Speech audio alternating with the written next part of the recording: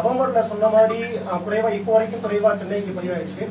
சென்னைக்கு டிசம்பர்ல எப்படி இருக்கும்? ஏன்னா நெருங்கிடுச்சு. இப்போ டிசம்பர் 30ஆம் தேதி தான், நீங்க கரெக்டா அக்டோபர் 30ஆம் தேதி தான் சென்னை ஒட்டி இருக்கக்கூடிய வட மாவட்டங்களுக்கு கனமழை, மிக கனமழைக்கான வாய்ப்பு இருக்குன்னு ஆரஞ்சு நிற எச்சரிக்கை கொடுத்திருக்கோம். எப்படி இருக்கும்? அதாவது நம்ம லாங் ரேஞ்ச் போர்காஸ்ட் ஃபார் வடகிழக்கு பருவமழை ஒரு மாதத்தின் இறுதியில அடுத்த மாதத்திற்கான போர்காஸ்ட் தருகிறோம். இப்ப நவம்பர் மாதத்துக்கு அக்டோபர் 31 அன்னைக்கு தந்தோம். அதே மாதிரி டிசம்பர் மாதத்தில் தமிழகத்திற்கு எப்படி மழை இருக்கும் என்று நவம்பர் 30ஆம் தேதி ஒரு அறிக்கை விடப்படும். அப்பொழுது நமக்கு ஓரளவுக்கு எந்த மாதிரி ஒரு பேட்டர்ன் ஆஃப் ரெயின்ஃபால் இருக்கும் அப்படின்றது தெரிய வரும்.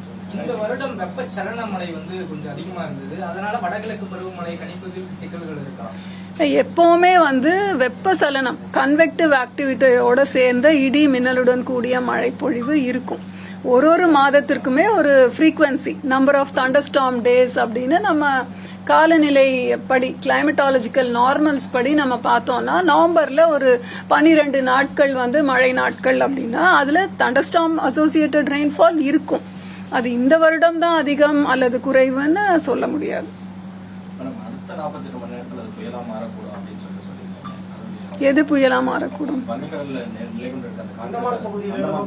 அது காற்றழுத்த தாழ்வு மண்டலமாக மாறுவதற்கான வாய்ப்பு இருக்கிறது. டிப்ரெஷன் ஸ்டேஜ் எப்போ ஒரு டிப்ரெஷன் அடுத்த கட்டமான புயலாக மாறுமோ அப்பொழுதுதான் அதற்கு பெயரிடப்படுகிறது. அது கூட IMD கன்வென்ஷன். ஆனா லிஸ்ட் நமக்கு வெப்சைட்ல இருக்கிறதுனால மக்களுக்கு அதை பற்றிய விழிப்புணர்வு அதிகமானதுனால அடுத்து வர்ற புயலோட பேர் என்ன அப்படின்னு நம்ம தெரிஞ்சுக்கிட்டு அதை பத்தி சொல்லிடுறோம்.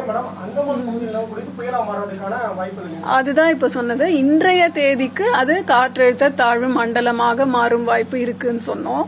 இப்ப நிறைய அன்சர்டனிட்டிஸ் இருக்கிறதுனால இந்த குமரிக்கடல் பகுதியில இருக்கின்ற ஒரு சுழற்சியும் அதுவும் இணைந்து ஏதாவது மேல ஒரு சில மாற்றங்கள் வருமா அப்படின்றது வரும் சில நாட்களிலே நமக்கு தெரிந்துவிடும். ஏன்னா அதோட கூட அந்த சைட்ல ஒரு சுழற்சி இருக்கு. மலாக்கா மலேசியா பகுதிகளை தாண்டி இந்த குளோபல் பிக்சர் பாத்தீங்கன்னா இதுல தெரியுது இல்லையா, இந்த சைடு ஒரு புயல் இருக்கு. அந்த புயல் கரையை தொட்டுடுச்சுன்னா இந்த மலாக்கா சுழற்சி அதை இழுக்குவதற்கான வாய்ப்பும் இருக்கிறது. ஸோ அதனால நம்ம இந்த ஃபுல் குளோபல் பேட்டர்ன் பாத்தீங்கன்னா இந்த ஈக்குவட்டோரியல் ட்ரஃப் ஜோன் அப்படின்னு சொல்றோம்.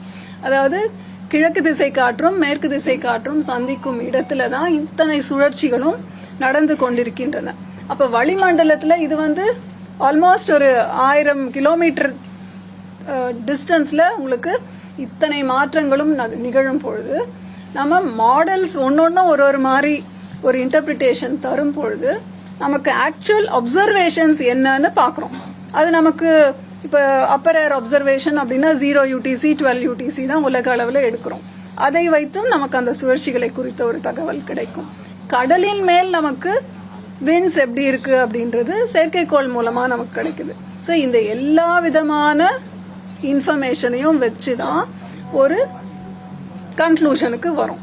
அதனால ஒரு 2-3 நாட்களில நமக்கு கிளியரா தெரிஞ்சிடும்.